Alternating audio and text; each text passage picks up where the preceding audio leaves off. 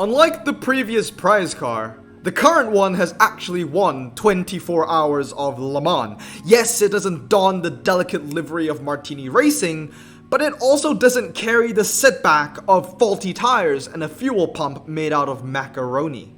The Peugeot 908 HDI FAP carries 42% of the entire alphabet in its name. Less importantly, however, it also won something called 24 Hours of Le Mans in 2009, which, fun fact, was also the same year the movie 2012 was released.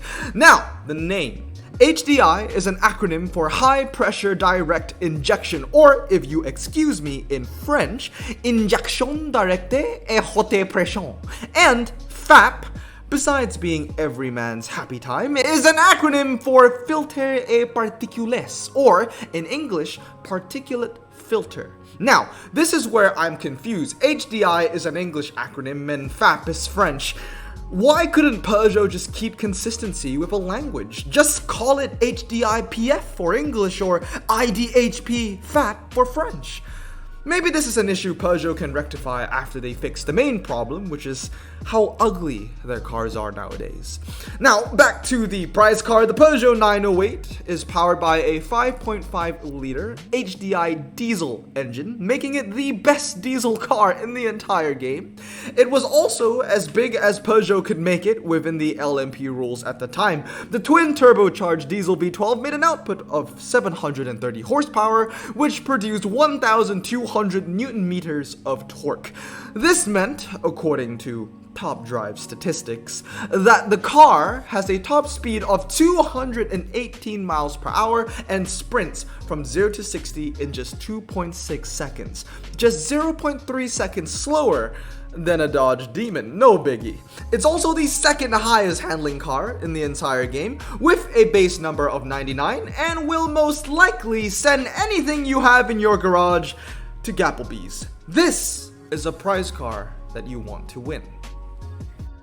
Yes, it is a prize car that you want to win indeed, but it really is depending on how far you want to go to win this Peugeot 908 HDI FAP. So, what's up guys? Welcome back to the channel. Blossom is back and welcome back to another episode of Top Drive. Today we're going to be talking about the Peugeot 908 HDI, how it's the next prize car, what the prelim requirement prizes are going to be, and what the final requirements are most likely going to be. I have to say, we're in for a roller coaster today because the requirements ain't looking so good. I mean the final requirements, not the one that I'm in currently. As you can see, I made a gameplay video on this and I'm still currently in 8th. I did change my hand a little bit because if you click play, I got rid of the Vanquish.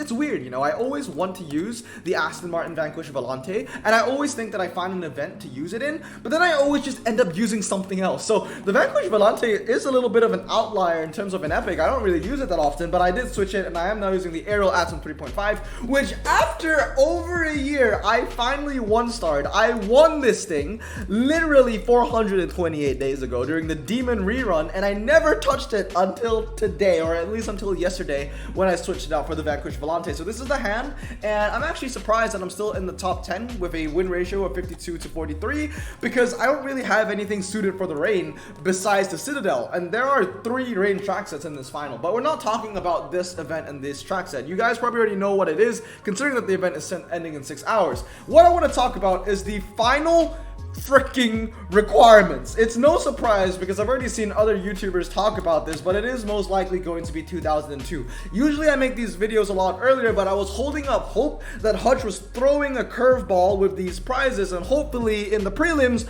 we would see cars outside of 2002 and that the prize requirement is actually something else, but you know, they tried to throw us off with the qualifiers being all 2002, but that isn't the case because as you can see here, everything is 2002 from the V8 all the way to the ST170. And if I'm going to put the prelim requirements or the prelim prizes, I'm going to show it to you right now.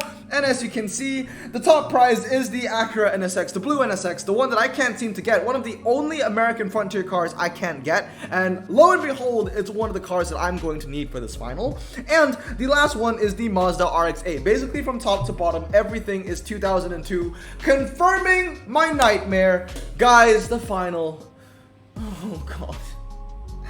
It's 2002, man. It has to be. What else can it be? Oh man, this is not gonna be fun. Why I am so distressed about this is, let me show you. I'm gonna jump into decades and years, and we're gonna go into 2002. And I have to say, we've had almost every 2000. Okay, every kind of 2000 year we've had it this year. We've had a 2001 final, had a 2007, 2009, 2004. We even had a 2002, 2004. We had a 2006, and now we're having 2002. And I have to say, out of every year in the 2000s, 2002 is the freaking worst. So let me filter by non-prize cars. As you can see, my collection is incredibly sad. So I know what you're thinking. Oh, Blossom, because your collection is sad, you're really angry that this is the... No, that isn't the case. If I click all cars, dude, oh, it's another one of this. It's another one of this, but this one's even worse. The thing is, right, the Yesco. At least the Yesco, although it had a similar blueprint to this final where it only had like 3 epics and 2 legendaries, whatever, 3 legendaries or something like that. At least for the Yesco, there was one competent car. There was a RQ, what was it, 89, the Roof CTR3 Club Sport. That one was actually a car you wanted to invest in. This one, there's nothing good here.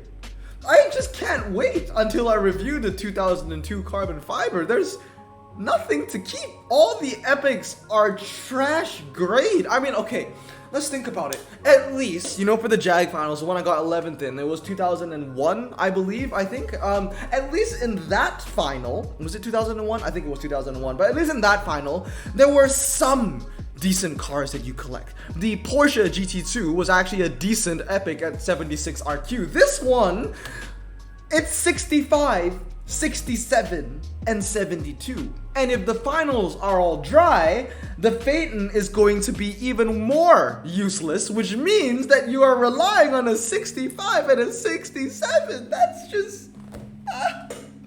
Guys, let me know down in the comments down below, how do you feel about this finals? I made a poll about it already, and it seems like most of you don't like this. I have to say, if you did win the Mercedes SLS GT3, congratulations, because you have a huge advantage in this final, because if you won the SLS GT3, you most likely would have pulled the Acura DNX. And if you have the Acura DNX, you have one of 2 legendaries that is, well, required for this finals for one of the best prize cars in the game. So as you can see here, we have 2 legendaries. 2 of them are absolute trash grade. The Pagani, I think, is the worst Pagani legendary, or one of the worst Pagani legendaries. And the epics, I mean, all of them are just the absolute worst. I mean, the Esprit V8, when you look at it, I feel like the Acura NSX would beat it in all the twisty stuff. I mean, look at it. They're both 4.80 to 60. They both have the same top speed. And actually, the Acura has better handling, 86 to 85. Let's look at the weight real quick. 1410 and 13. So it's a little lighter. I would assume that since the Esprit has a higher RQ, it has a slightly better MRA, maybe by 2 or 3. But let's be honest, when it comes to the twisty stuff, the NSX is going to be the better car. This is going to be one of those finals where I think you can get through and win with a couple ultras in your hand, which is really sad because this is one of the best prize cars that Hutch is giving out in 2021, and you're probably going to win it with like at least 2 ultras in your hand. I feel like you can. If you had 2 Acura NSXs, I think you'll be fine, as long as the other 3 cars you have would be like 2 Pagani Zondas and an Acura DNX. I don't like these kind of finals. I have to be honest with you. I do not like them. The car pool is just so bad. At least with the Jag, at least with the Yesco, there was like one car to look forward to. For the Jag final, at least you could have pulled, like, I think it was a pretty decent roof and like the Porsche GT2. And then for the Yesco final, at least you could have pulled the CTR3 Club Sport. And I guess the 959 had its niche, but then again, I am a little biased towards the 959, so I'm not going to count it. But this one, is there anything here that you actually want? I mean, even the Ultras are just so trash. Everything here is really bad. I would say that the best Ultra is the Dodge M80, of course, the Acura NSX. But outside of the Acura NSX, I think the second best one is the Dodge M80. And everything else is just bad. Why? This is a bad year. I remember because in my server we like to talk about thinking about what the next future requirements are going to be. Just like how we like to predict the next prize car, we like to predict the next requirements. And someone did bring up 2002 this week or last weekend, and I remember reacting like, no, just absolutely no. This is just a shit show. And yeah, there you go. 2002 finals, not looking good, not looking good at all. So let me know down in the comments below how you think you are going to survive, and if you prefer a final like this or a final like we just had for the LC2, which was 2015. Do you prefer a final which is super broad with a massive pool of cars, or just really niche with a tiny pool of cars? I like it when there's a small pool, but the cars are also good, or at least some of the cars are good. This one is a small pool, and all the cars are bad. So it's really just down to how far you would go for this game-breaking Peugeot. Like, how far would you sacrifice to get this amazing prize car? It's kind of like,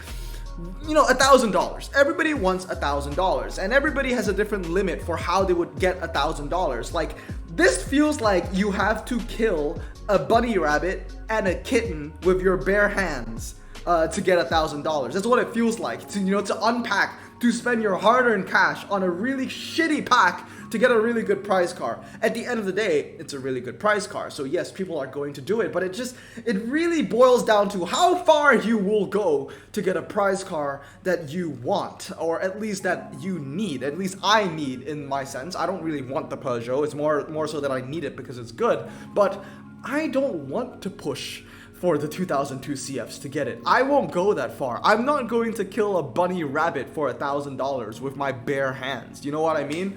That's what it feels like. It's like, yes, I would probably run like 20 miles for $1,000, but would you run 1,000 miles for $1,000? You know, it's just really down to how far you're willing to go. And I do not want to go this far.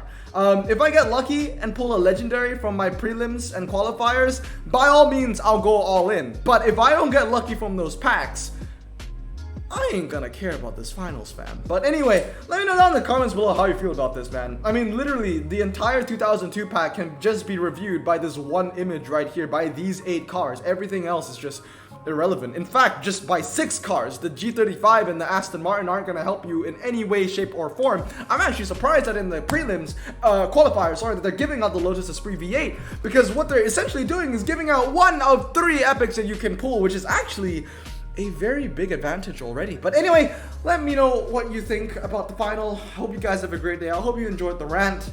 But my god, this is probably the worst final requirement we're going to see in 2021. And that's really pushing it, because we've already seen Acura and we've already seen Hot Hatch. Anyway, hope you guys have a great day. Remember, stay safe, wash your hands, and blossom out.